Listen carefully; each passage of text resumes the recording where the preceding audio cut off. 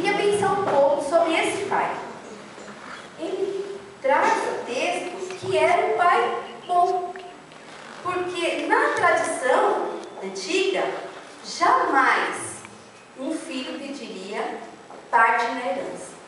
Na nossa cultura hoje em dia, já tem sido feito isso, né? Tem muitos pais que já compram alguns bens e já falam, olha, essa casa vai ficar para fulano, essa não sei quem, essa já resolve e fica como usufruto, né? Mas aqui, quando acontece esse fato, Jesus traz, é como se aquele jovem, ele já tivesse matado o pai no coração. Ele já estava em conflito. Então o pai, quando olha para aquela situação, ele é rico em graça. Esse texto, ele é muito vasto, porque ele trata também entre a nossa vida espiritual, comparando o pai com Deus e o filho que somos nós. Mas eu não quero entrar por esse lado, eu quero entrar pela família hoje, pelo meu lar, pelo seu lar. Você sabe o que acontece do portão para dentro da sua casa. Eu posso saber alguma coisa se você me contar, mas você realmente sabe o que acontece do portão para dentro. Mas às vezes você não sabe o que acontece do coração para dentro. Talvez na criação desses dois filhos, o pai achasse que estava tudo muito lindo e maravilhoso. O pai tinha condição, tinha bens, ele fala dos novilhos. O rapaz, quando ele está lá numa situação difícil, ele se lembra que o pai tinha empregados, que todo mundo, né, era uma vida boa. Mas até então, naquele momento, nós não sabemos a causa, o porquê. Mas o texto fala que era um rapaz jovem. E jovem tem muito disso, de ter sonhos, de ter vontades. E aí ele vai, chega num ponto em que ele fala, pai, então o que é meu? Ele não pensou na dor do pai. Nós vivemos essa realidade hoje. É só você ligar a televisão. Às vezes eu ponho naqueles vídeos da televisão e eu agradeço muito pelos meus filhos. Não são fáceis também. Mas, como todo jovem. Mas eu agradeço muito, porque o que você vê ali passando na televisão, você fala, Senhor, obrigado, porque os meus filhos não estão ali. Mas é uma realidade que a gente tem vivido. E aí, ele vai e pede, e o pai não briga com ele. O pai não joga na cara dele tudo que ele fez. O pai vai, então tá, né? Vamos viver em paz. Pega, separa, o texto fala lá que o pai separa a parte dele, entrega para ele. Acabou o conflito? Aparentemente acabou. Mas passado alguns dias, esse jovem, ele pega as suas coisas, a sua mala e ele parte. Aqui a gente coloca o nome de parábola do filho pródigo. Pródigo significa gastão, esbanjador. É aquele que gasta mesmo, ele não quer saber, ele quer. E aí ele fez isso, ele vai para uma terra distante e ali ele vai gastando tudo, ele vai se envolvendo com pessoas, até que ele chega num ponto muito difícil, que de repente você fala, mas carne de porco é tão gostosa, mas o judeu jamais, ele jamais faria isso. E esse rapaz começa a passar fome, e a única saída que ele vê é ir trabalhar cuidando de porcos. Isso significa vergonha, humilhação, além de fome, frio, dor, solidão, vergonha. E ele para, e às vezes isso acontece com a gente. Porque pai e mãe, eu sei que o tempo todo eles estão, filho, cuidado onde você pisa, cuidado com quem você anda. Cuidado com o seu cartão de crédito, cuidado com o seu dinheiro, cuidado com o que você faz, não é? O tempo todo. E o filho, ele não aguenta mais. Ele fica sonhando, ai, o dia que eu tiver minha casa, eu sozinho, vou chegar, vou deixar meu tênis onde estiver, não quero minha cama, eu não quer nada, né? Vai ser tudo lindo e maravilhoso. Esses dias eu compartilhei com uma mãe que ela passou por isso, ela estava me contando, ela falou, olha, a minha filha chegou para mim e disse assim, olha, eu não quero mais nada da senhora, mais nada, não fale comigo.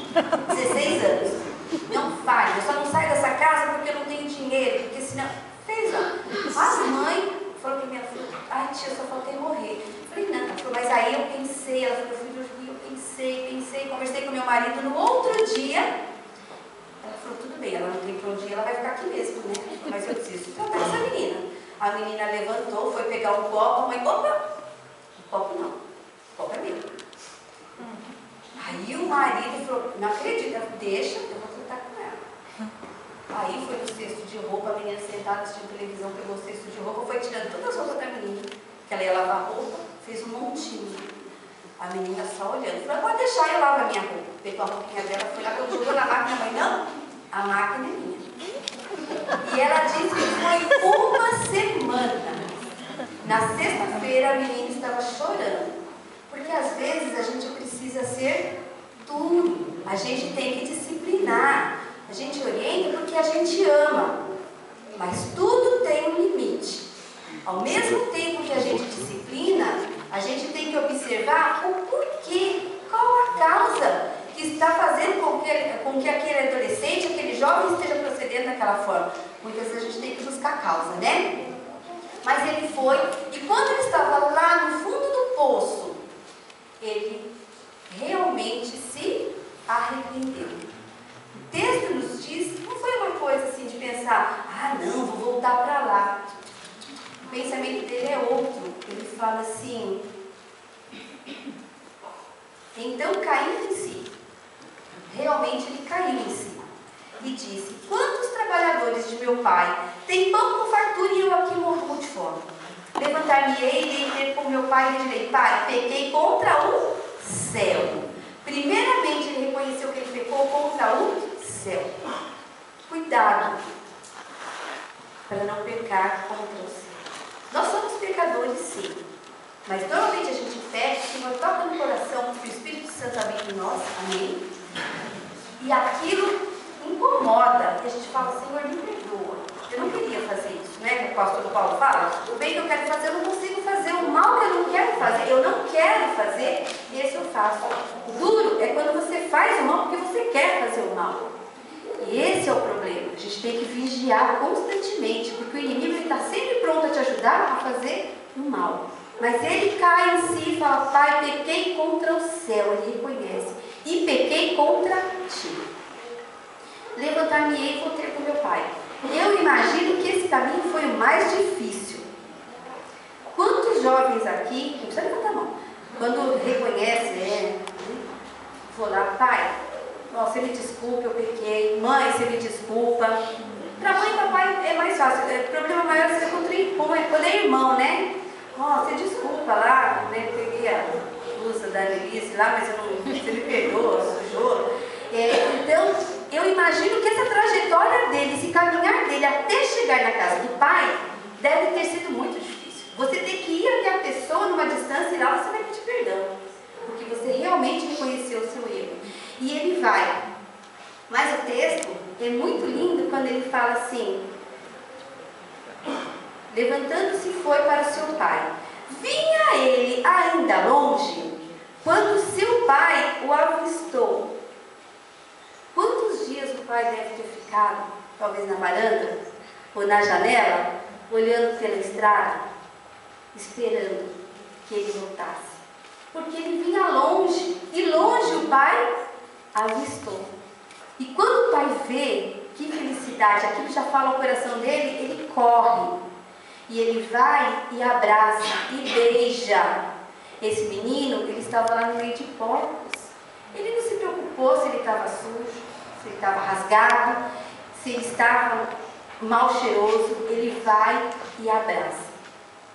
Será que nós faremos isso? Ou a gente faria assim? Te falei, Vitória? Falei para você? Não é? Muitas vezes não é assim? Né, Rodrigo? Eu te avisei. Muitas vezes a gente joga. Eu falei para você que é assim, assim agora vai acontecer. Esse pai não, olha a tamanha graça. Esse pai realmente, ele representa a Deus, a graça de Deus. Porque Jesus, quando ele olhou para mim e para você, eu sei das minhas falhas, eu sei dos meus pecados, eu sei dos meus erros e você sabe dos seus. Muitas coisas nós não teríamos coragem de abrir a boca para falar, olha, um dia eu fiz isso. Um dia eu desejei, né? Hoje em dia mesmo, quando você vê a televisão, você vê que matam as pessoas, muitas vezes não vem do coração, perdoar, tem que ficar a vida eterna lá na prisão perpétua, né? Assim que muitas vezes a gente brota no nosso coração, mas esse pai não, ele estava tão esperançoso de ver o seu filho, que quando ele vê, ele vai, ele corre, ele abraça, e é isso que esse texto vem nos ensinar. Deixarmos a porta aberta. Ó, se você sair daqui, você não pisa mais aqui. Embaixo do meu teto é assim. Eu sei que às vezes a gente fala, eu sei que a gente é mãe, às vezes a gente fala, mas não é do fundo do nosso coração. Porque na atitude a gente sempre tem que deixar a porta aberta. São os nossos filhos. E os filhos também têm que pensar assim. Tem filhos que trancam as portas para os pais. A gente vê jovens, adolescentes matando vó, matando pai, matando mãe. Está se esfriando o amor. A palavra do Senhor está se cumprindo. Mas é importante nas nossas vidas, além da gente ensinar, a gente demonstrar amor. Eu sei que muitos trabalham, saem de casa às 5 horas da manhã, chegam em casa às 8 horas da noite. Mas você precisa ter um tempo para olhar a jeito da criança, para olhar às vezes a mochila do seu filho, conversar com ele, ainda que ele fale assim, agora não dá, depois. Mas tem que ter 15 minutos, meia hora, tem que ter um momento da gente estar presente, olhar nos olhinhos.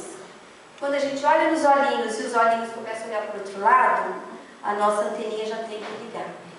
Mas aí esse pai, ele vai, ele chama os servos, manda trazer roupa, coloca um anel, ele restaura, naquele momento ele restaura o filho. Traz sandálias. Ele queria tirar aquela visão daquele filho que foi. É como se nada tivesse acontecido, passou uma borracha em cima. Mata o meu filho cevado, aquele, festa, música, alegria nessa casa, porque o que estava perdido, agora está restaurado. Gente, parece que acabou o conflito. Não é assim? Acabou. Que bom, acabou o conflito. Só que um dos filhos estava no campo. E ele volta.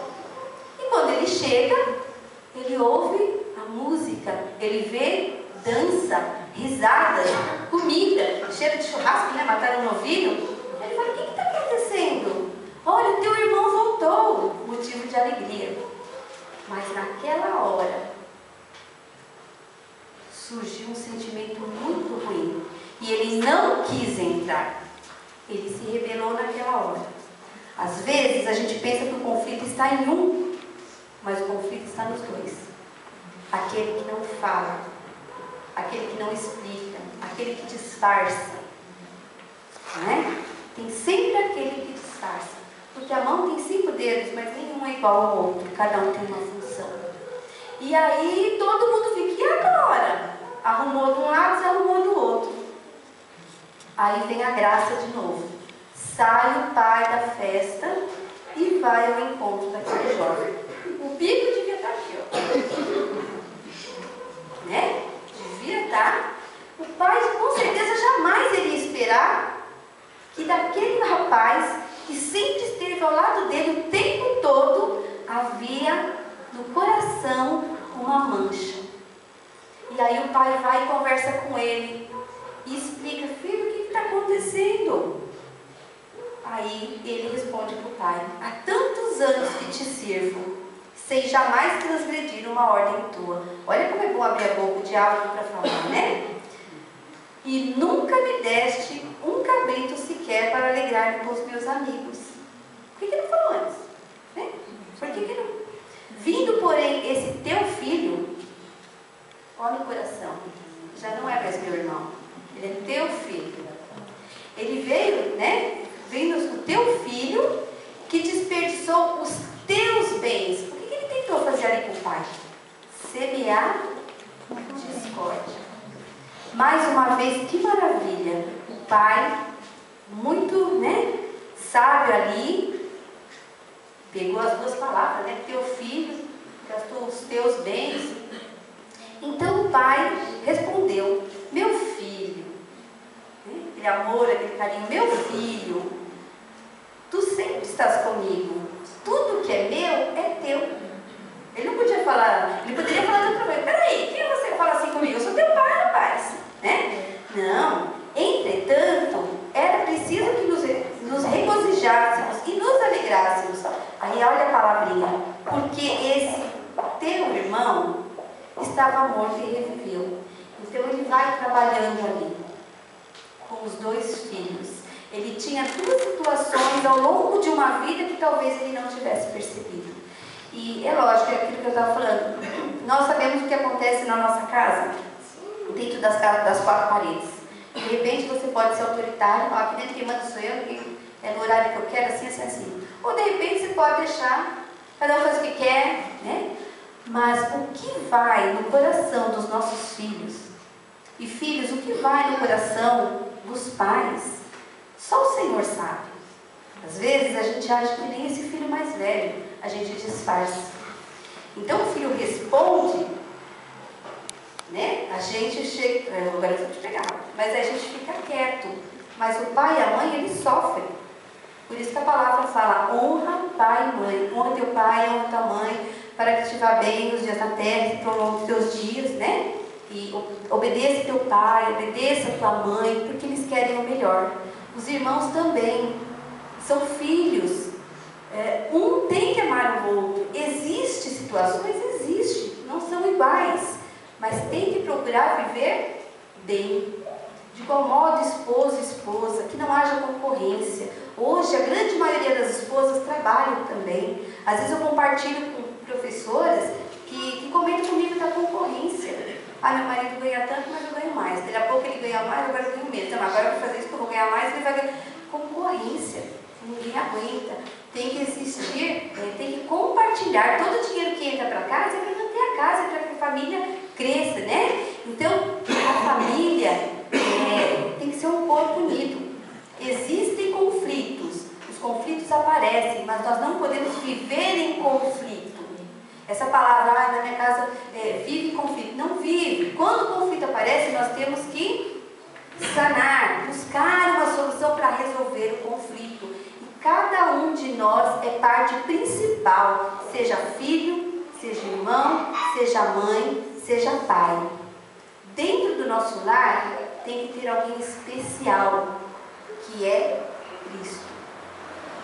Se Cristo não estiver dentro do nosso lar, dificilmente as nossas simples palavras vão fazer alguma coisa. Eu não posso convencer o meu filho Tiago, nem o meu filho Rodrigo, a andar nos caminhos do Senhor. Quem faz isso é o Espírito Santo. Eu ensino o caminho, eu mostro. A palavra nos ensina, vai, fala, explica, mas aquela pessoa tem que deixar o Espírito Santo de Deus fazer a vontade, fazer o querer do Senhor nas nossas vidas, para que a nossa família tenha o equilíbrio. Aonde nós vamos fazer a nossa casa?